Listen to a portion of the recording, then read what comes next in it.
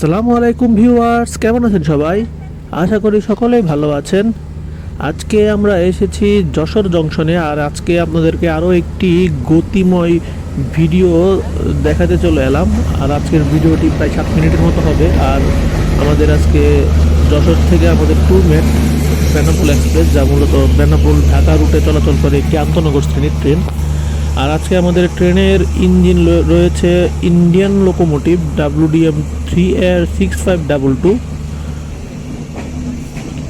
বেনাপোল থেকে ছেড়ে আসা আন্তনগর বেনাপোল এক্সপ্রেস ট্রেনটি এখন যশোর জংশনে প্রবেশ করছে।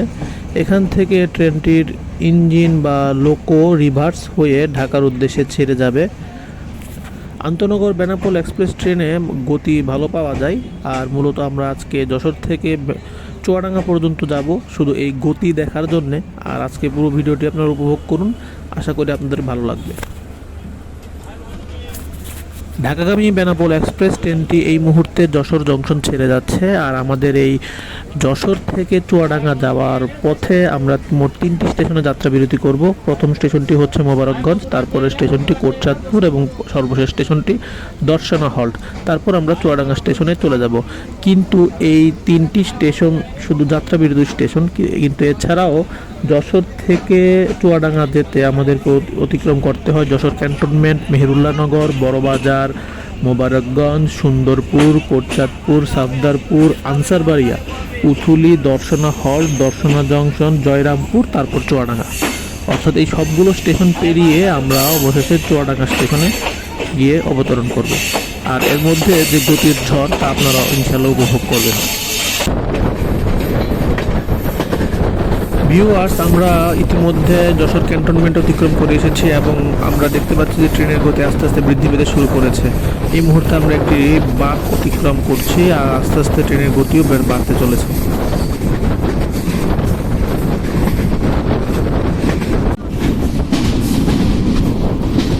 ভিউয়ার্স, স্পিডোমিটারের দিকে একটু লক্ষ্য রাখবেন।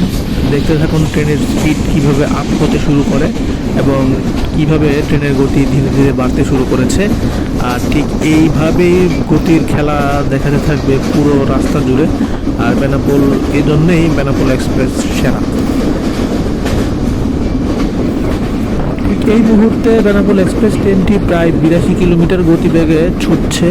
আর এই গতির যে ধারা সেটি আস্তে আস্তে বেড়েই চলেছে। দেখা যাক শেষ পর্যন্ত কতটুকু গিয়ে থেকে বেনাপোল এক্সপ্রেসের গতি আপনারা উপভোগ করতে থাকুন ভিউয়ার্স।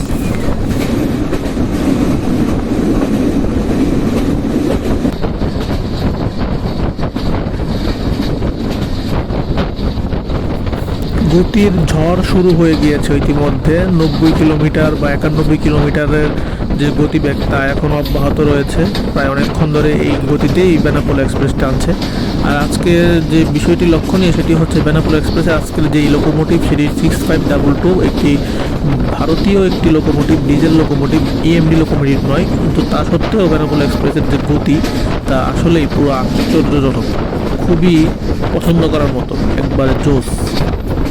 সেদিন আমরা রূপসায় যখন ভ্রমণ করেছিলাম তখন ছিল আমাদের ট্যুরমেট EMD 6622। আর আজকে আমরা যখন বেনাপোল এক্সপ্রেসে সফর করছি তখন আমাদের সঙ্গী হচ্ছে এলকো WDM 3A6522। উভয়ের ইঞ্জিনেই 22 রয়েছে, কিন্তু একটি EMD আর একটি এলকো। কিন্তু পারফরমেন্সের দিক দিয়ে কেউ কারোর চেয়ে কম নয়। আজকের 6522 যে পারফরমেন্স তুলছে তা সত্যি অবাক করার মতো, একদমই সবাইকে অবাক করে দিচ্ছে। 90+ গতিতে ট্রেনটি ছুটছে। সত্যিই বাংলাদেশের মতো জায়গাতে এটি অবাক হওয়ার মতোই একটি বিষয়। ভিউয়ার্স, এই গতি নিয়েই আমরা মোটামুটি অনেকগুলো স্টেশন অতিক্রম করে চলে এসেছি। এর মধ্যে মেহেরুল্লাহনগর, 12 বাজার অন্যতম। আমরা এই গতিতে এগিয়ে চলছি। সামনে আমাদের কোটচাঁদপুর স্টেশনে যাত্রা বিরতি রয়েছে। ইতিমধ্যে মোবারকগঞ্জ স্টেশন আমরা অতিক্রম করে এসেছি। আপনারা উপভোগ করতে থাকুন এই বেনাপোল এক্সপ্রেসের গতির খেলা। ভিউয়ার্স, বেনাপোল এক্সপ্রেসের সম্পর্কে আপনাদের কিছু ইনফরমেশন জানিয়ে রাখি যে এই ট্রেনটি মূলত ঢাকা বেনাপোল রুটে গত 17 জুলাই 2019 তারিখে চালু হয়। আর এটি মূলত বাংলাদেশের একটি বিলাসবহুল শ্রেণীর ট্রেন ছিল, কেননা ওই সময় ট্রেনটিতে আধুনিক পিটি ইনকা, যা মূলত ইন্দোনেশিয়া থেকে সবচেয়ে আধুনিক কোচগুলো আমদানি করা হয়েছিল, সেই কোচ দিয়ে এই ট্রেনটি চালু হয়েছিল। যদিও এখন বর্তমানে ভারতীয় এলএসবি ট্রেন বা এলএসবি কোচ নিয়ে ট্রেনটি চলাচল করছে। তো যাই হোক, এই ট্রেনটির মূলত ঢাকা থেকে বেনাপোলে পৌঁছাতে প্রায় 8 ঘন্টা সময় লাগে। আর ঈশ্বরদী টু ঢাকা পর্যন্ত এই ট্রেনটি ননস্টপভাবে চলাচল করে, অর্থাৎ মাঝখানে কোনো যাত্রাবিরতি করে না। আর মূলত এই ট্রেনের মধ্যে 8টি বা 10টি কোচ রয়েছে বর্তমানে, যেহেতু এলএসবিতে প্রতিস্থাপন করা হয়েছে তাই। আমরা এই মুহূর্তে কোটচাঁদপুর স্টেশনে প্রবেশ করতে যাচ্ছি, আর এখানে দাঁড়িয়ে আছে আমাদের জন্যে খুলনা অভিমুখী ডাউন মহানন্দা মেল। আর এই ডাউন মহানন্দা মেলের সাথে ক্রসিং শেষে আমরা আবারও ঢাকার উদ্দেশ্যে ছেড়ে যাবে বেনাপোল এক্সপ্রেস।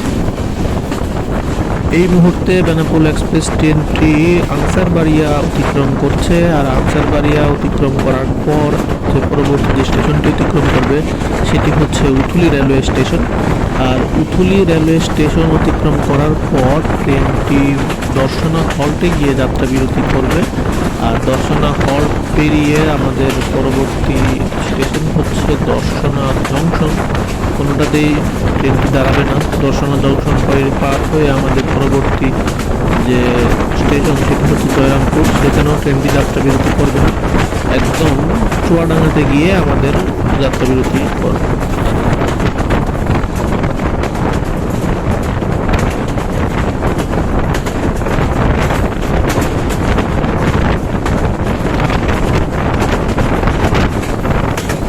ভিউয়ার্স, আপনাদেরকে বাইরের আরও দৃশ্য দেখানোর ইচ্ছে ছিল, কিন্তু বাইরে এত ঝড় শুরু হয়েছে বা বৃষ্টি শুরু হয়েছে যে ইচ্ছে থাকা সত্ত্বেও বাইরের ভিডিওগুলো আপনাদেরকে দেখাতে পারলাম না। এই মুহূর্তে আমরা ঠিক চুয়াডাঙ্গা রেলওয়ে স্টেশনে প্রবেশ করতে যাচ্ছি। আর এখানে আমাদের জন্য দাঁড়িয়ে রয়েছে খুলনা অভিমুখী ডাউন সুন্দরবন এক্সপ্রেস। আর আমাদের এই ভিডিওটি আজকে এখানেই শেষ করছি। আশা করি এই বেনাপোল এক্সপ্রেসের যে গতির ঝড় তা আপনাদের ভালো লেগেছে। আমাদের সঙ্গেই থাকুন। আল্লাহ হাফেজ।